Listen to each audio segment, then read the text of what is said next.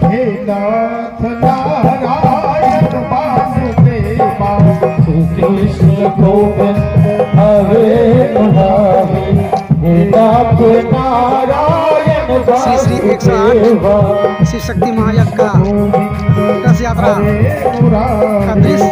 हे नाथ नारायण वासुदेवा हे नाथ नारायण वासुदेवा हे नाथ नारायण वासुदेवा हे नाथ नारायण वासुदेवा। नमस्कार, आप देख रहे हैं युवा दस्तक बिहार। मैं हूं सोनू कुमार। इस वक्त मौजूद हम लोग सहरसा नगर निगम क्षेत्र के या बाईनाथपुर वार्ड नंबर 23 का क्षेत्र है और यहाँ के बगल में जो पदमपुरा टोला भी है, यहीं पर जो है श्री श्री 108 महाशिव शक्ति महायज्ञ का शुरुआत किया गया है। और इस यज्ञ की शुरुआत जो है 9/4/2024 दिन मंगलवार से हुआ है और यह यज्ञ का जो है पूर्णाहुति 17/4/2024 को जो है दिन बुधवार को रखा गया है। उसी क्रम में हम लोग यहाँ पहुँचे हुए हैं और आइए यहाँ जो पंडित आए हुए हैं, जो संत आए हुए हैं, जो यज्ञ करवाने के लिए आए हुए हैं, उनसे जानते हैं कि क्या कुछ हो रहा है और कौन कौन से भगवान का जो है मूर्ति बनाया गया है और क्या क्या हो रहा है। आइए मिलते हैं यहाँ के पंडित से और जानते हैं। देखिए किस तरह से दिखाना चाहेंगे कि सभी भगवान की मूर्ति बनाए गए हैं और जो है इन पर पूजा अर्चना की जाती है। सबसे बाबा आपका परिचय जानना चाहेंगे, क्या नाम? मेरा नाम संतोष जी शास्त्री है जी। अग्निहोत्री वेद विद्या संस्थान ब्रह्मचार्य आश्रम छत्नेश्वर धाम से मैं आया हूँ। यहाँ शिव शक्ति महायज्ञ की आयोजन है जिसमें आचार्य मैं हूँ। आचार्य जी जानना चाहेंगे ये कौन कौन से भगवान का मूर्ति बनाया गया है, बारी बारी से थोड़ा बताएं।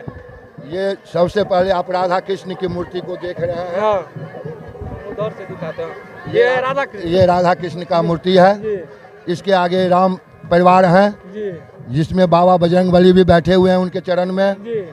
ये मतलब इसमें हाँ हनुमान जी हैं। श्री राम के परिवार है, राम का परिवार है। भगवान राम है, लक्ष्मण है, माँ सीता है, नीचे हनुमान जी हैं जो राम जी के सेवक हैं और ये विघ्नहर्ता गणेश जी महाराज हैं। दिखाओ, इधर आइए, इधर से बताइए। तो बाबा बता रहे हैं कि ये जो है गणेश जी महाराज का मूर्ति बनाया गया है और जो है ये बाबा क्या है? चंद्र जी हैं जो घाट पे अपने पुत्र का भी कफन ले लिए थे। ये राजा हरिश्चंद्र हैं। ये बाबा ये कौन सा भगवान का है? ये रोहित हैं और ये उनकी हरिश्चंद्र की पत्नी रानी सेव्या है और उनका पुत्र रोहित है। यहाँ पर बाबा एक तरफ देख रहे हैं कि राधा कृष्ण का मूर्ति बनाया गया, उसके बाद जो है राम परिवार का मूर्ति बनाया गया, उनके सेवक जो है हनुमान जी का बनाया गया है और गणेश जी का बनाया गया। ये राजा हरिश्चंद्र हैं और उनका जो है ये परिवार है। पत्नी और पुत्र हैं रानी सेव्या और रोहित।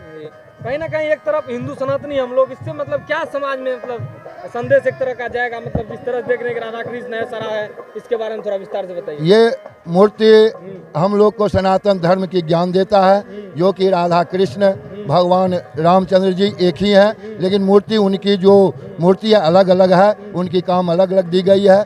और ये गणेश जी जो हैं हमारे विघ्न को दूर करते हैं और किसी भी पूजा प्रथम पूजा गणेश जी महाराज का ही होता है जी। और एक तरफ जो है राजा तो हरिश्चंद्र का भी है। हाँ, राजा हरिश्चंद्र। हाँ, ये आपको हाँ सत्य का प्रतीक आपको दिखाया गया है। कैसे लोग जो अपने वचन से नहीं मुक्त नहीं होते हैं और जब वचन दे दिए हैं तो उनको पूरा करते हैं। जैसे कि वो अपने डोम के रूप में आकर अपने पत्नी से भी रोहित के मरने के बाद उन्हें कफन का पैसा लिया, कफन लिया। तो चलिए बाबा धीरे धीरे आगे की ओर बढ़ते हैं। तो आप जानना चाहेंगे बाबा वहाँ तो जो मूर्ति बनाया गया था उनके बारे में सारा चीज जानकारी आप दे ही दी आचार्य जी। तो यहाँ जो बनाया गया है ये कौन चीज का मतलब मूर्ति बनाया गया? ये शिव और शक्ति का मूर्ति है। अर्धनागेश्वर है। इसमें आधा माता पार्वती है, आधा बाबा भोलेनाथ हैं जो कि शिव शक्ति का प्रतीक है। ये कहीं ना कहीं महाशिव शक्ति यज्ञ का जो मतलब जो शुरुआत हुआ तो उसी का प्रतीक के रूप प्रतीक है। शिव और शक्ति दोनों एक साथ हैं। ये आधा शिव है और आधा शक्ति है। अर्धनागेश्वर महाराज है। बीच में जो बनाया गया इसको क्या हवन का? ये हवन कुंड है। इसमें मतलब कब कब जो आहुति दिया जाता है? इसमें सुबह में सब सती से दिया जाता है माता रानी का और शाम में बाबा भोलेनाथ का आहुति दिया जाता है, जिसमें यह हवनात्मक शिव शक्ति महायज्ञ हवनात्मक यज्ञ है। इसमें 1.25 लाख आहुति दी जाती है। सुबह में कितना देर जो आहुति चलता है और शाम में कितना देर चलता है? सुबह में 3 घंटा आहुति होती है और शाम को 3 घंटा आहुति होती है।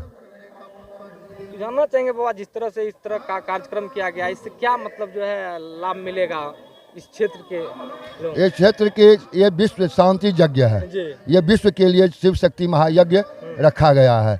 आपको इसमें हमको इससे वृष्टि होती है, यज्ञ से जो यज्ञ की धुआं निकलती है वो आकाश मार्ग को जाती है, वहाँ से वृष्टि होती है। उस वृष्टि से हमारे धरती पे जल होता है, उससे हमारे अन्न की उपज होती है। बहुत से जीव जंतु ऐसे हैं जिनको जल से और अन्न से जीविका उत्पन्न होती है और हमारा सनातन धर्म इसी पे टिका हुआ है।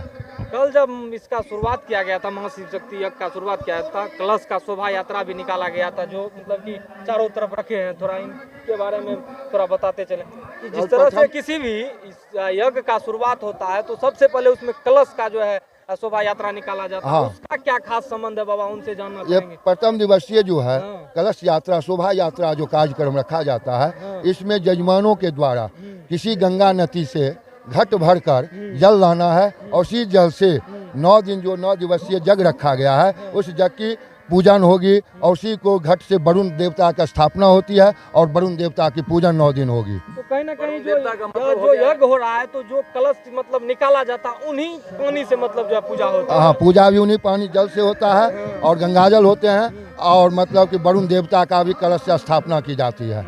कहीं ना कहीं जो है इससे इस यज्ञ से विश्व का शांति हो, विश्व शांति यज्ञ है, विश्व कल्याण यज्ञ है, विश्व की शांति होती है, विश्व कल्याण यज्ञ है।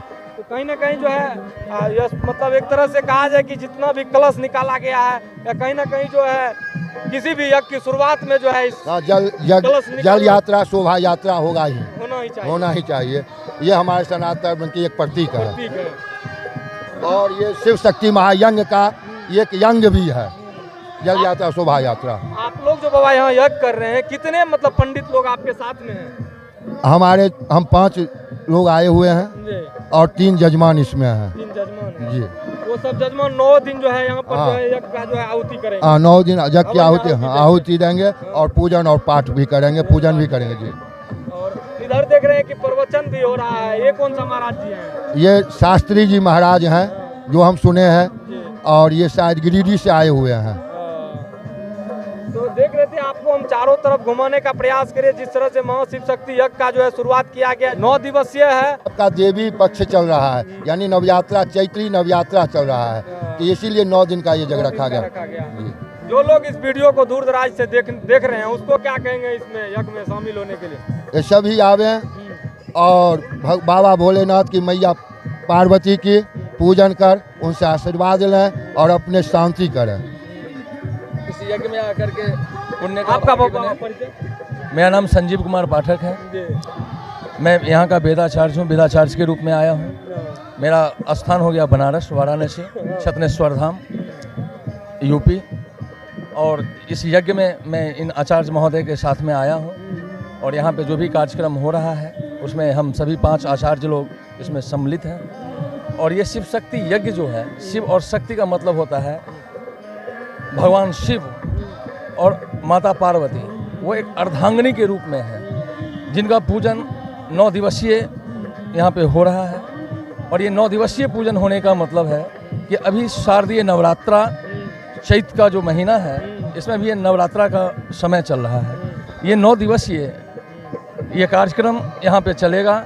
और ये जो शोभा यात्रा, कलश यात्रा, कलश का मतलब होता है विघ्न को हरने वाले। कलश के अंदर में ही भगवान गणेश की वासना है, तो वो सारे विघ्न को, जितने भी हमारे कन्याएं कलश को लेकर के शोभा यात्रा में गए, एक नदी से जल भर करके लाए, उसमें वरुण देवता का स्थापना किया गया। जितने भी कलश यहाँ पर मैं आप लोग देखे हैं सभी में भगवान गणेश का आवाहन किया गया है।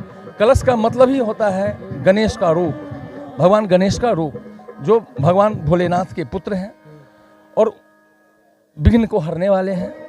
और यज्ञ का मतलब होता है कि विश्व कल्याण हेतु ये महाशिव शक्ति यज्ञ किया जाता है। और इस यज्ञ से बहुत सारे चीज़ों का उत्पत्ति होती है। जहाँ पर मैं मान लीजिए कि यहाँ हमारे यहाँ इस क्षेत्र में बहुत सारे चीज़ की कमी होगी, जो इस यज्ञ को होने से वो सारे चीज़ की पूर्ति की जाएगी, जैसे जल, वायु, अग्नि, ये सब चीज़ें जो हैं सो इस यज्ञ से उत्पन्न होगी। और जो भी दुखी लोग हैं, जो भी हमारे जजमान लोग हैं, जिस कामना से भी इस यज्ञ में बैठे होंगे, जो भी इस यज्ञ में भाग लिए होंगे, या इस क्षेत्र के जो भी लोग हैं, उन सभी का कल्याण होगा। और इस यज्ञ से बहुत सारी चीज़ों का आवाहन होता है और सभी का कल्याण होता है।